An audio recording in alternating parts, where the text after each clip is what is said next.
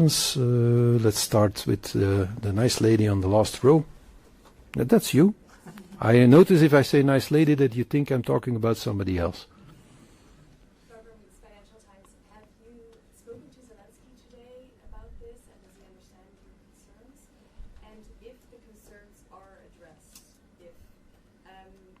is it still realistic to go for the December UCO timeline to agree then to get the money to Ukraine early 2026? Did we talk to Zelenskyy? Yes, we did. He was present.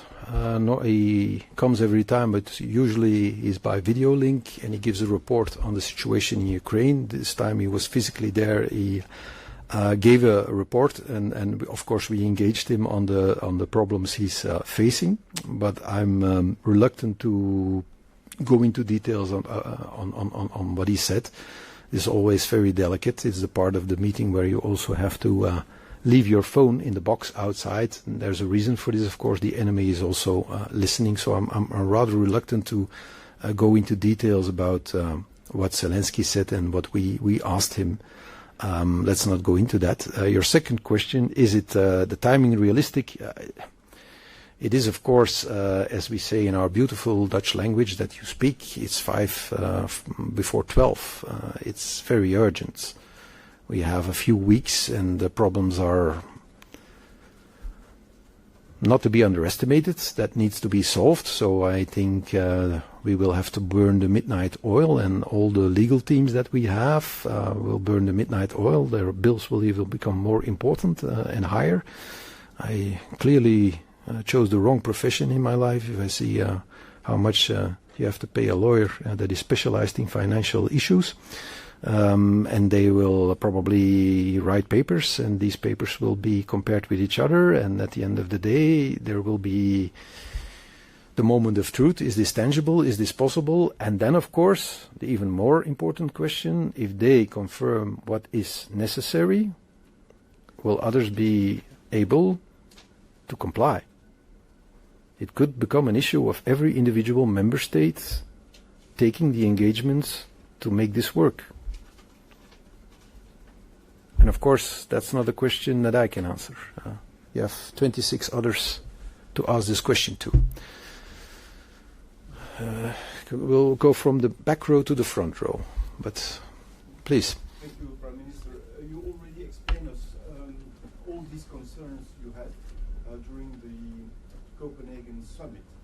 So do you imply that in 3 weeks' time you didn't receive any answer to your broad questions you put forward? Not. Do you have a feeling that other member states between the 26 share of your concerns? Thank you. Okay, delicate questions. In Copenhagen, I actually put 10 points on the table, 10 concrete points. I didn't repeat all those 10 points today. So you could call that progress. We limited us to the essential points, which are really important. Other matters are of general concern and are sometimes discussed and maybe, I will not say met, but I did not repeat them. Others are still there, but I chose to focus on what is really essential, and what was also confirmed later in the evening by Christine Lagarde when she put her reflections on the table corresponded 100% with the questions I asked. And so I think we're at the heart of the problem now. And so that's, if you could call that progress, since Copenhagen, that's progress. We know the essence of the problem, what is really problematic and what needs to be done. How do the others react to this? It's not. I'm not their spokesperson. I find these questions delicate. My impression is, of course, that many heads of government are a bit torn between their willingness to support Ukraine, which is outspoken. Most of them are very outspoken or willing to do that. And then, of course, if you're a politician and you want to do something and you see a pot of gold, it becomes almost irresistible not to use the gold to do what you will. So that's one component. The other component is, of course, that they have to acknowledge that these questions are real, that the risks are real, and that the questions are real, and that the guarantees needs to be there. And it is a bit of a mixed feelings atmosphere around the table, saying, yes, we want to support Ukraine, and no, we never want to give Putin his money back, and it would be almost poetic that Ukraine is supported with Russian money. It's a Robin Hood story. Yeah? It's for public opinion. It's a bestseller. You take Putin's money, you use it to give it to Ukraine. It's like a novel. That's very tempting. But on the other hand, the backside of the envelope is real. And if you sketch it, and I can be very charming, sketching problems very analytically, the reaction is, darn. This doesn't seem to be so simple. And in the answers I got, I'm not going to say what my colleague said, that's not up to me, but I can say that everybody reacted, and in their reaction, everybody mentioned what I said. I was at the focus of the meeting, which is always very nice. Yes, lady next to you.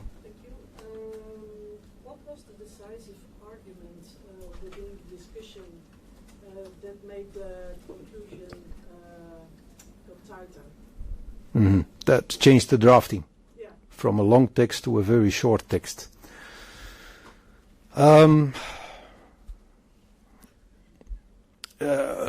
Drafts are, of course, negotiated. And normally, Mr. Costa has a very good habit to invest a lot in the drafting beforehand, which is excellent. So you can have good debates, and you don't have to lose time in pushing words and commas around to get a good draft.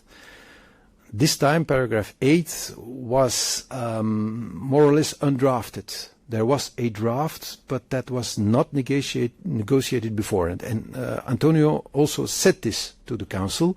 I have a paragraph 8, but I received amendments from Belgium to paragraph 8, and they have not been negotiated. Most colleagues, I noticed, weren't even informed of the amendments that we put on the table. They literally didn't know them. I had some colleagues asking me the text, what are these amendments? And of course these amendments are answers to the questions. Not answers to the questions, but we amended the text in a way that the questions are put in the text, and that the necessity for answers is also articulated. So at the end of the day, there were two choices. Either you take the amended text by our team, which says, okay, we want to move forward on the Russian money, but then these are the problems and they need answers, and before you come back, concrete answers need to be on the table for mutualization, the guarantees, everything was in there. The other option is, of course, to push the text back to the minimum, saying we have a problem and we want a solution. And that is what happened. At the end of the day, it was reduced to the bare minimum, saying Ukraine has a problem, we want to help them, the Commission needs to find solutions, and we need to talk about this. There were two options. Either you do full Monty, and every problem is covered, or you do the short Monty. That doesn't exist in English, that expression, but you know what I mean, the bare minimum, just describing the problem, and which means that it is postponed. And that probably next time we will have the debate again, hopefully then based on text about the legality, a proposition for the guarantees, and maybe with the engagement of non-Euro countries and Euro countries who have immobilized assets to join us. That would be brilliant if in a few weeks' time we are there. A good legal basis, protecting us from litigation and countermeasures, an engagement of non-Euro countries saying we'll go with you in this non-confiscation of the money, and then the guarantees that the cash will always be there if needed. Then we can talk. I'm not going to elaborate on other options. There are, of course, always options if you want to create money in a short amount of time. We did it in the COVID crisis as well. If Europe wants to create money, it can create money. This is called debt. But of course, this is also a very sensitive topic. But the big advantage of debt is that you know it. You know how much it is. You know how long you will bear it. You know exactly who's responsible for it. The disadvantage of the Russian money is that you have no idea how far the litigation will go, how long it will take, and what you will encounter in problems. So are there other options? Yes. But of course, some of these options demand unanimity around the table. And this could also be very problematic. We're going to the next. I'm coming to you, don't worry. Just patience. Patience. Yeah. Headroom as a guarantee, is this one option that could be used for this one question of the what exactly? Headroom of the MFF? Yeah, the MFF could of course be the solution, but that starts in 2028. Our problem, the finance, das Finanzierungsbedarf Ukraines, Sie sind Deutsche, doch? Schweizer, aber Sie sprechen Deutsch. Das Finanzierungsbedarf Ukraines für die nächsten 2 Jahre, das ist das Problem. Und danach können wir das aufnehmen in das europäische Haushalt. Aber nicht in 26, nicht in 27. 28, und das kurzfristig haben wir ein großes Problem. Ja? Jorge with Bloomberg. 2 questions. First, you said that the guarantees should be immediately available. There was some discussion at some point about having a liquidity safety net, like some sort of paid-in capital, I assume. For you, this is a requirement that there should be some capital paid in advance, and how much should that be? I think that should be the 140 billion in advance, which sounds a bit maybe a bigger request. And secondly, if I may as well, I don't hear you saying that one of your demands is changing the sanctions regime, which is another discussion ongoing, to instead of having a 6 months renewal, longer periods or open-ended. Is this something that for you it's essential to have a solid legal system, or is not a must? It would be nice to get the sanctions valid until the end of the war, or until Europe decides otherwise. The prolonging of the sanctions every 6 months always is a nervous moment, because one of the countries is not aboard. You all know who it is. And we have invented the solution of saying this is the Europe of 26, or we are the Europe of 27 minus 1. But of course, if the minus 1 starts to be really problematic and says, I will use my veto and this decision cannot be made to prolong sanctions, that could pose an imminent threat if you confiscate money, because the moment the sanctions fall, 3 seconds later, Russia will knock on the door to get its money back. So it would be nice if you would have a solution for that as well. I didn't even mention that, because I'm a nice person and I don't want to mention every problem. In Copenhagen I mentioned this as well. Then I still mentioned 10 problems. This one is not away. I just didn't mention it again, but you are so nice to ask the question. So that is also a problem that is still there. That still is lurking there. We seem to be all right. It's become more or less a tradition. Anything on Ukraine is 26. Seems like Hungary is fine with that. They are not engaging in the discussions, and it's almost like automatic. It isn't even openly said anymore during the meeting. Everybody knows this is the 26, and next topic we're 27 again. So we seem to be fine for the moment, but it would be better to have a structural solution if you start seizing money for the sanctions as well. The liquidity safety net, is this a demand? Yes, of course this is a demand. This is the guarantee. It's liquidity. It needs to be there immediately. Immediately. If it goes wrong, you need the liquidity immediately. It has to be there. That's the safety net. Is that something that I demand? I cannot help but underline that Christine Lagarde said this is the absolute condition before you can go forward. If you take the money and the market sees that there is no liquidity solution for when it goes wrong, you're immediately in trouble. Immediately in trouble. Because this would undermine the trust in the entire financial system of Europe. Again, I think I already mentioned it, Euroclear holds trillions of assets. Trillions. If the idea is that they can be politically taken and that there is no liquidity guarantee, if this happens, that seems like a very bad idea. So the liquidity safety net has to be there It has to take the form of a cash guarantee. How much should it be? Very good question. Is it the amount of the money that you use, or is it the amount plus the amount of potential damage of litigation? To give you the example of oligarch Friedman, he has 8 billion frozen in Luxembourg, but he claims for 16 billion. Will he win or will he lose? We don't know. But once you go in uncharted waters, you're not only risking the money you use, but also the damages, because legally you're not certain that you are allowed to do what you're doing. So how strong should the liquidity safety net be? Very strong. It should be very strong. It should be actually the amount